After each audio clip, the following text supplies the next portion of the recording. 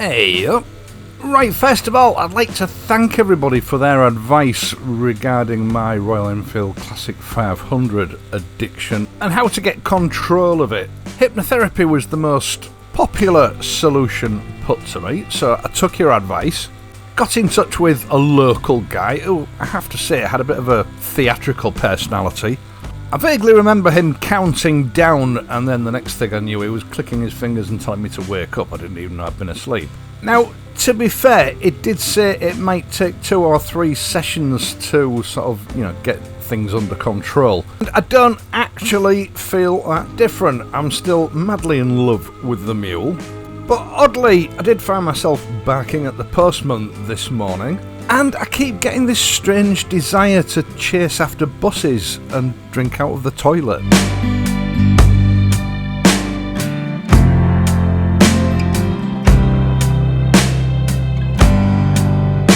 Right, so moving over to my other addiction, self-winding mechanical wristwatches. Now, the watch that I'm going to show you today, I have actually worn quite a few times and it's been commented on in different videos, with some people specifically asking me to do a review on the watch and some people criticising me for wearing it. Because this style of watch, I'm afraid, does have a little bit of a dark history.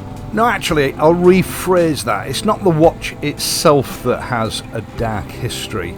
It's the original watch that the design is derived from. I think just about every watch manufacturer has an aviation style watch in their lineup somewhere. Some even have 2. Prior to World War II, there was no distinct, recognised design for pilot watches. It was all a bit of a hodgepodge. And back in those days, accurate navigation in the air was very dependent on split-second timing. In air navigation, minutes were far more important than the hours. And the approved German Luftwaffe design, known as the Flieger Type 2, or Type B, whichever school of thought you belong to, was recognised after the war as being the most useful watch design for aviation purposes, and air forces worldwide adopted it.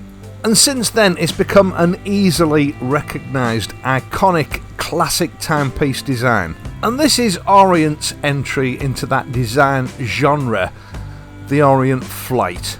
Orient have a multitude of different versions of this watch, including fully blacked out versions and a sunburst blue dialed version, which I sort of wish I'd got now. But at the time I craved the iconic colourway, so I went for this version. And I should add that if you're not into automatic timepieces, they also do quartz versions, which are considerably cheaper. Now, this is not an expensive watch by any stretch of the imagination. Although on reflection I did pay over the odds for this one. I hadn't discovered TUS watches at that time, and I purchased this one through Amazon.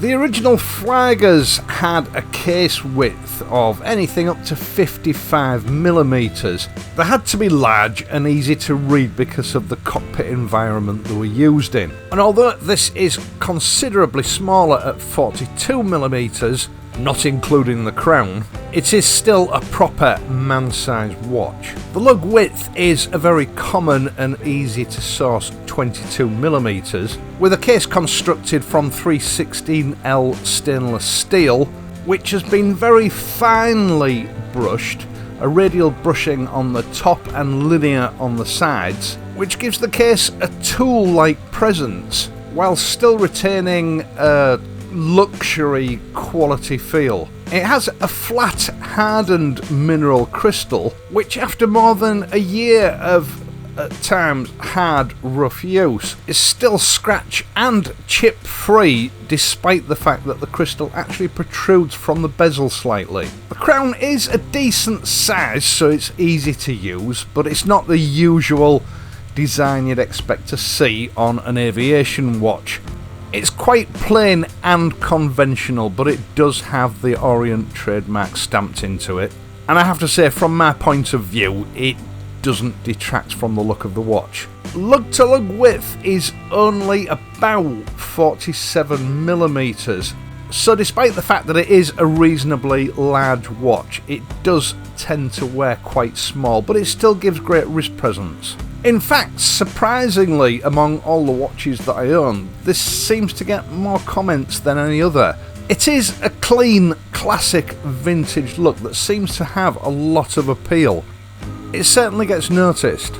This watch has a plain case back, no exhibition case back I'm afraid here. A screw down type that offers 100 metres of water resistance, so it can be perfectly okay for swimming. And I should mention that it also has a screw down crown. The movement is Orient's own in-house F6722 movement with 22 joules, and it offers up to 40 hours power reserve once it's been fully wound. This is a really reliable movement. This particular watch gives a consistent +3 to +5 seconds per day, although if I take it off on a night time and lay it on its side, it brings that down to about +2, which is pretty phenomenal for any automatic movement. Flieger watches are traditionally pretty plain affairs, although some purists might argue that in the case of this Orient, it's not plain enough. But like most watch manufacturers, I think it's important to remember that this is Orient's homage to the flight watch, and it's not intended to be a historically correct replica. The dial is for the most part printed, with the dial itself being matte black, and the only deviations from the traditional dial being the applied Orient logo just below the 12 o'clock and the date complication at 3 o'clock. This watch is actually Orient's Mark II flight watch. The original version was non-hand winding or hacking, and it did have some additional script just above the 6. So it's clear that in part Orient have tried the best to cater for those purists. This watch is generously loomed. All numerals are Arabic, with all the minute numerals fully loomed. We have a printed chapter ring around the outside of the dial with a loomed pip every 5 minutes. The hour numerals contained within a circle are printed but not loomed, and this is one of the most legible watches I own during the hours of darkness. It's clearly readable even at 6 o'clock in the morning. All Fliegers have the trademark triangle at 12 o'clock. This watch is no exception. Again, it's fully loomed, and the hour and minute hand are sword shaped, again fully loomed. The second hand is just painted white, there's no loom on it. Originally this watch came on a black leather strap. Orient straps in my opinion are very good, they're far better than Seiko's, but this design just lends itself so well to different straps. It's a bit of a strap monster in fact. As you can see here, I put it on a fairly inexpensive leather aviation style strap in brown. I can't off the top of my head remember what brand it was, but I will find it and leave a link in the video description down below, along with a link to TUS watches. NATO style straps fit particularly well with this design. In fact, I've yet to find one in my collection that doesn't look right with it. Each strap gives it a completely different personality, and it's the kind of watch that you can dress up or dress down for just about any occasion. Or you don't even need to have an occasion, you can just do it for fun. The 22mm lug width means that there are a wealth of inexpensive straps on the market just waiting for you to try them out. When I first started riding motorcycles, I always fancied that it was the nearest thing you could get to flying without actually flying. It provides you with that same sort of sense of freedom, which is why I've always thought, you know, flight watches go particularly well with motorcycling. Or maybe that's just me, I don't really care. Either way, if you're interested in one of these inexpensive watches, have a look on TUS's website. I'll leave a link in the video description below. If you live in the UK, I doubt very much you will find it cheaper elsewhere. Bearing in mind that a lot of foreign imports, although they might appear cheaper, there will probably be import duty to go on top of your purchase, just bear that in mind. Either way, if you do genuinely find one a little bit cheaper, email Tom at TUS Watches, tell him Uncle Stu sent you. I'm sure he'll do his best to price match, although I can't guarantee it. TUS generally seem to have 2 or 3 versions of this watch on stock at any time. Bear in mind, some of them will be quartz, so if you're looking for an automatic, just read the small print to make sure you're getting what you think you're getting. This is a very popular model of watch, and if it doesn't have the exact one you want in stock at the time, a little bit of patience or a request to him to get the one that you're looking for in stock, and I'm sure he can sort you out. Once again, thank you very much for watching this and my other videos, and in doing so helping to support this channel. I really do appreciate it.